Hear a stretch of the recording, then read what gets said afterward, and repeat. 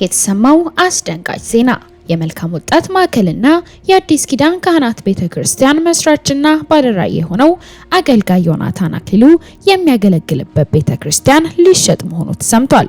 ጉዳዩ ምንድነው? በዝርዝር የምትሰሙት ይሆናል።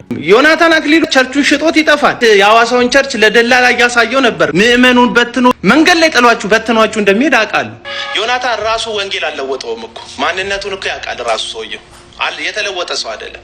በአደባባይ የሚሆነውና በጓዳ የሚሆነው የተለያየ ነው። አጣቁትም ዘረፋ ተካሂዷል። በቸርች ስም ቤተክርስቲያን እየተዘረፈች ነው እያልኩ ነው። በቸርች ስም በወንጌል ስም ሰዎች እየሸቀጡ ነው ማለት። ህብረት ለበጎ በሚል የበጎ አድራጎት ማዕከል ለህብረተሰቡ መልካም ተግባርን በማበርከት ለብዙሃን ለተቸገሩና ከአቅመ ደካሞች ጎን እንደቆመ የሚዘመርለት አንጋፋው የኪነ ጥበብ ሰው አርቲስት ሰለሞን ቦጋለ ለሆስፒታል ማሰሪያ የተሰበሰበው ገንዘብ ከወዴት እንደደረሰ ተጠየቀ።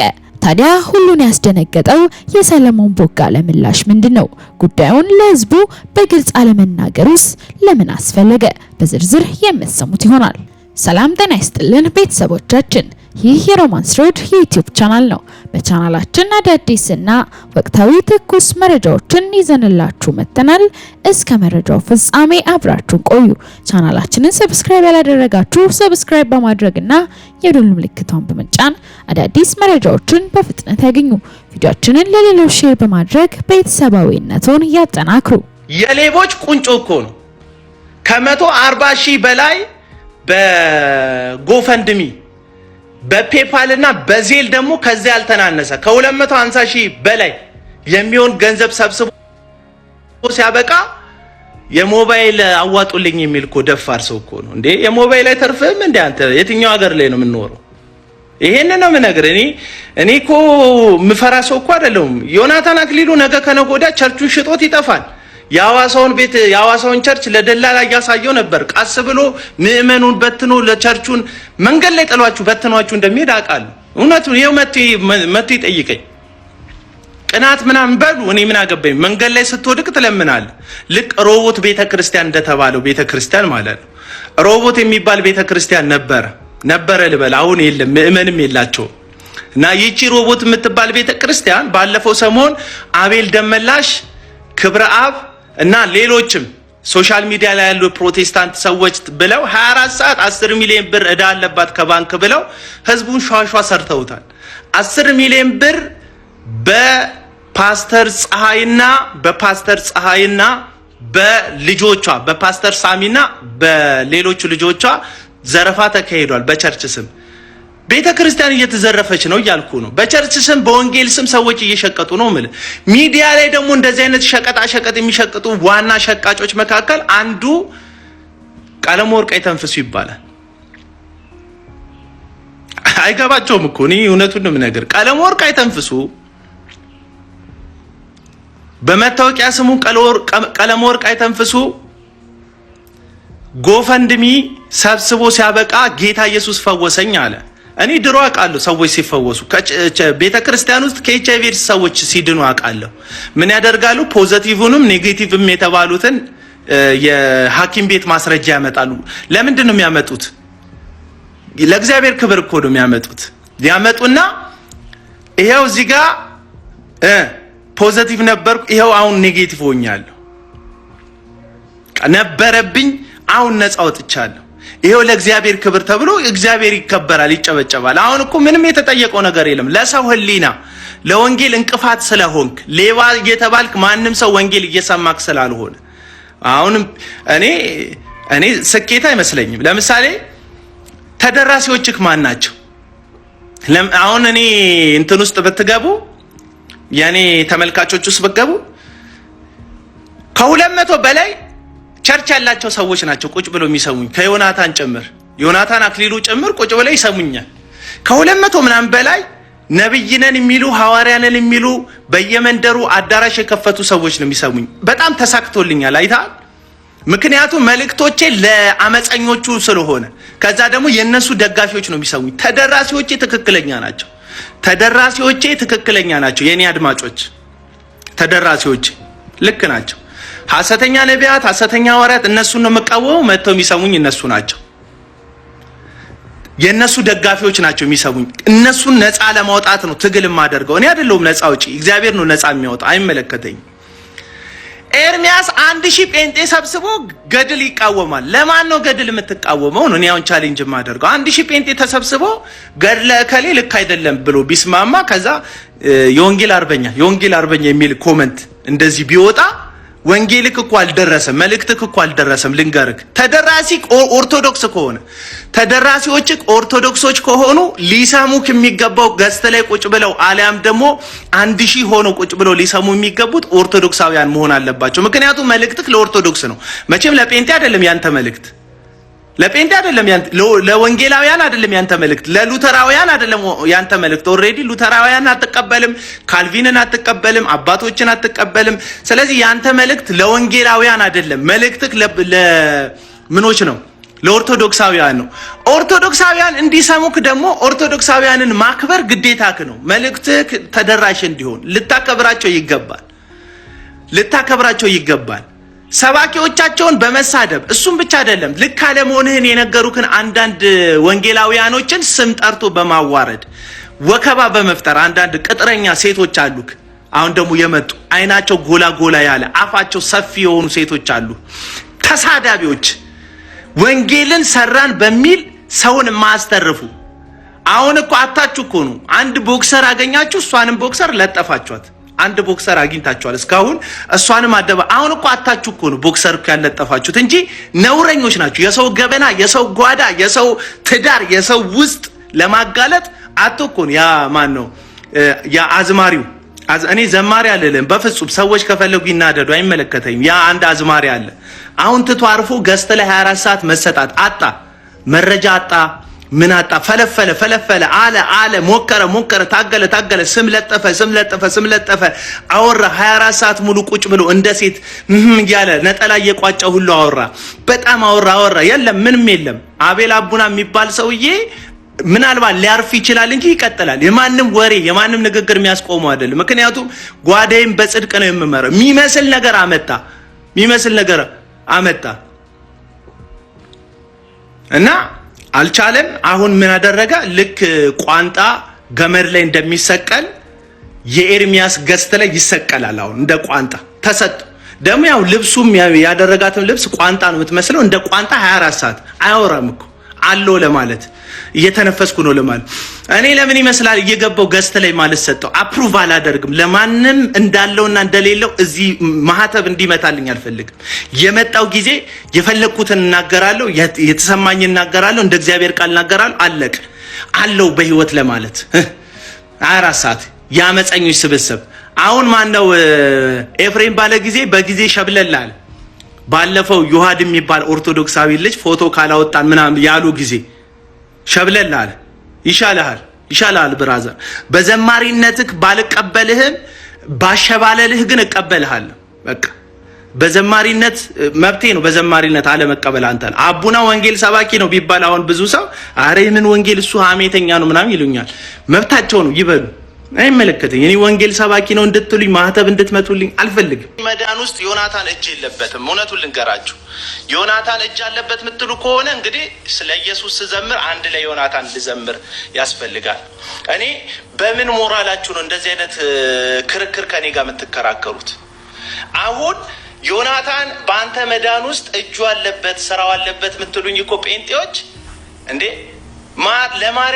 ማርያምም በመዳኔ ውስጥ ስራ አላት የሚሉ ኦርቶዶክሶችን እንዴት ነው የምትከራከሩት? ለዛው መጽሐፍ ቅዱስ እየጠቀሱ የሚያስረዱ ሰዎች እንዴት ነው የምትከራከሩት?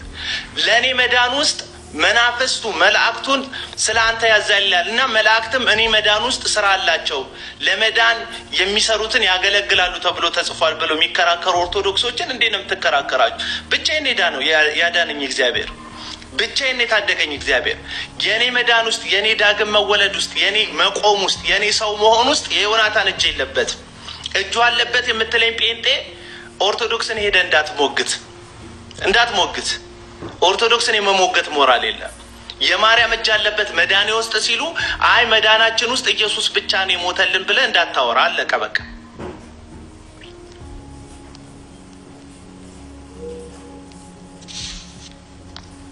እና በጣም ነው ማዝነው በፕሮቴስታንት መውደቅ በጣም ነው ማዝነው።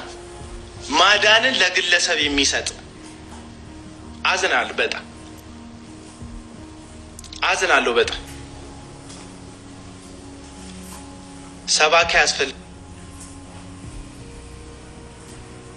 ግሚለኛ እኔ እኮ ወንጌል የሰበከኝ ዮናታን አይደለም አልኩህ እኮ አለቀ። የዮናታን ካዳሚዎች ስሙኝ፣ እኔ ወንጌል የሰበከኝ ዮናታን አክሊሉ አይደለም። እኔ በ12 ዓመቴ ነው ወደ ፕሮቴስታንት እምነት ከኦርቶዶክስ የወጣሁት።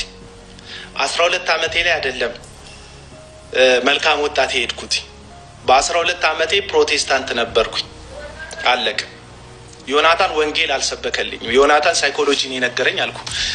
ለቀባሪው ማርዳት ለምን እንትን ይላቸዋል። ዮናታን ራሱ ወንጌል አልለወጠውም እኮ ማንነቱን እኮ ያውቃል ራሱ ሰውየው የተለወጠ ሰው አይደለም።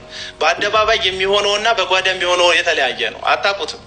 ዮናታን ብትል እዛ ጋር የምታያችሁ ዘማሪዎቻችሁ ብትሉ ሰባኪዎቻችሁ ብትሉ ትልልቅ ናቸው ትንንሽ ናቸው የምትሉት በጠቅላላ የትኛው መድረክ ላይ እዩ ጩፋ ገንዘብ ሲሰጥ እዩ ጩፋ ገንዘብ ሰጣ አይደለም ምለው መለሰ ነው ምለው። ምከራከረኝ ሰው አለ መለሰ ነው ምለው። እዩ ጩፋ ዮናታን አክሊሉ ታምራት ታረቀኝ የፈለጋቸውን ጥሩ ሚሊዮን ብር ቢሰጡ 2 ሚሊዮን ብር ቢሰጡ ሰጡ አይደለም ምለው መለሱ ነው ምለው። የህዝብ ገንዘብ ስለሆነ ሞጭላፋ ያንተ ምን አለ ወንጌል አይደል እንዴ? በወንጌል ስም አይደል እንዴ አካውንት ከሞላው ያልተፈወሱትን ሰዎች ተፈወሱ ብላ አይደል እንዴ? በውሸት ታምራር በውሸት ትንቢት አይደል እንዴ ገንዘብ አካውንት ከሞላው? ህብረት ለበጎ በሚል የበጎ አድራጎት ማዕከል ለህብረተሰቡ መልካም ተግባርን በማበርከት ለብዙሃኑና ለአቅመ ደካሞች ጎን እንደቆመ የሚነገርለት አንጋፋው የኪነ ጥበብ ሰው አርቲስት ሰለሞን ቦጋለ ለሆስፒታል ማሰሪያ የተሰበሰበውን ገንዘብ ከወዴት እንዳደረሰው ተጠየቀ። አርቲስት ሰለሞን ቦጋለ እንደሚታወቀው የተለያዩ በጎ አድራጎት ስራዎችን በማድረግ ከፍተኛ ሚናን እየተጫወተ ይገኛል። 10 ዓመት የሞላው ህብረት ለበጎ ህብረቱን ለማቋቋምና በዛ ውስጥ የሚገኙ የተለያዩ አቅመ ደካሞችን ለመደገፍ እየተሰበሰበ ስለሚገኘው ገንዘብ እንደተጠየቀ ይታወቃል። በምላሹም ስለተሰበሰበው ገንዘብ ቀጥተኛ ምላሽን ያልሰጠ እንደሆነ ማረጋገጥ ተችሏል። ቦርድ አለው፣ ከዛ ስራ አስኪያጅ አለ፣ ከዛ ሰራተኞች አሉ። አሁን ሰኔ አንተ ሚና ምንድነው? አንተ እዛ ስራ አስፈጻሚና መስራች ቦርድ ውስጥ የለም። እነማ ይታወቃሉ? ቦርድ ውስጥ ያሉት ብዙ አይታወቁም፣ ግን ከተለያየ ሙያ የመጡ ሰዎች ናቸው። ከጋዜጠኞችም አሉ። ምን ያህል ናቸው? 7 ክትትል ያደርጋሉ ማለት ቋሚ የሆነ ስብሰባ አላቸው። በአመት ኦዲት ይደረጋል። መንግስት ኦዲት ያደርጋል፣ ክትትል ያደርጋሉ። ግድ ነው። ፍቃዱን ለማሳደስ ፍቃድ ከወሰደ 10 አመቱ የተቋቋመ ሰዓት ነው። ፍቃድ ወሰደ። ወደ ህዝብ ወጣችሁ ገንዘብ መሰብሰብ ከጀመራችሁ ወዲህ ምን ያህል ገንዘብ ሰበሰባችሁ እስካሁን? እንግዲህ ያው ሲቋቋም ጀምሮ በህዝብ ነው። ተሳክማል። ብዙ የሚታከሙ ሰዎች አሉ፣ ይታከማሉ። ሀገር ውስጥም ከሀገር ውጭም ተሳክማለ። ከዛ እንግዲህ 10 አመት ቢሮ ተከራይተ ነው የምትሰራው። ሰራተኞች አሉ፣ የተለያዩ ወጪዎች አሉ። ይሄን ታደርጋለህ። ይሄን በየአመቱ ኦዲት ይደረጋል። ለምን አወጣው ለምን አገባው? እስከዛሬ አንድ ባንክ ነው የምንጠቀመው፣ ንግድ ባንክ። ሲጀመር ምንድነው አንድ ኤንጂኦ ሲቋቋም መክፈት የምትችለው አንድ ባንክ የመንግስት ባንክ መሆን ያለበት እና እስከዛሬ አሁን ነው እንደውም ባለፈው አመት ለዚህ እንጀምራለን ካምፔናችንን ብለን ከተለያዩ ባንኮች ጋር ተፈራርመን ግን እስካሁን አልጀመርንበትም። እስካሁን ያለን ንግድ ባንክ ነው። እሱ ነው ያለው። ኦዲት ይደረጋል፣ በየአመቱ ይደረጋል።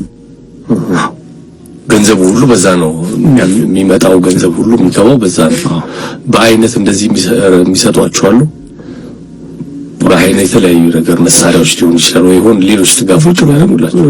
እንግዲህ ያው የመጀመሪያ ሁለተኛ ማርሴዲስ መኪናዋ እንዳልኩ፣ ከዛ በኋላ ደግሞ እንደገና አንድ ሎስ አንጀለስ ውስጥ የሚኖር በጣም ጥሩ ሰው አቶ ጥላውን የሚባል እዛም መርሴዲስ ነበረችውና እዛው እንዳለች መኪናዋን ሸጦ ገንዘቡን ልኳል። ከዛ በኋላ ደግሞ በቅርብ በጣም እንወደው የምናከብረው የመዝናኛ ሰው የነበረው አስፍሽ እሱ መኪናውን እንደዚሁ ሰጥቶን በቅርቡ ለጨረታ ቀርባለች። ስለዚህ አሁን ምን ያህል እንደተሰበሰበ አሁን አትናገሩም ለህዝቡ በየጊዜው ማለት ይሄን ያህል ደርሰናል። ለምሳሌ 6 ቢሊዮን ነው ግባችን ብላችኋል። እስካሁን 2 አመት ተጉዘናል። ይሄን ያህል ገንዘብ ተሰብስቧል፣ ይሄን ያህል ሰርተናል ብላችሁ ሪፖርት አድርጋችሁ ታውቃላችሁ? በተለያየ መንገድ ለምሳሌ ባለፈው አመት እንዳልኩ በተለያየ ቲቪዎች ላይ መተን ነበር። ስለዚህ ምንድን ነበር 20 ሚሊዮን ሰው 300 ብር ቢሰጥን የሚለው ነገር ሐሳብ አንስተን ነበር። አግቢን ነበር ከጳጉሜ 1 እስከ 5 ይሄን ተጠቅመን በዚህ እንደሆነ ገንዘብ እናገኛለን ነበርና በዛ ሰዓት አሩን ጊዜው ምኑም በዓሉም ስለነበር ይመስለኛል ሰውም ትንሽ ተዳክሞ ነበርና ብዙ ጠብቀን ነበር። የመጣው ወደ 2000 3000 ሰው ይሄንን ይፋ አድርገናል በወቅቱ የነበረው። ይሄ ግን 20 ሚሊዮን 300 ብር መሰብሰብ የሚሆን አይነት ነገር ነው። 20 ሚሊዮን ሰዎችን ማግኘት የሚቻል ይመስላችኋል? ይሆናል፣ በእርግጠኝነት ይሆናል። የኛ መንቀሳቀስ ትልቁ ነገር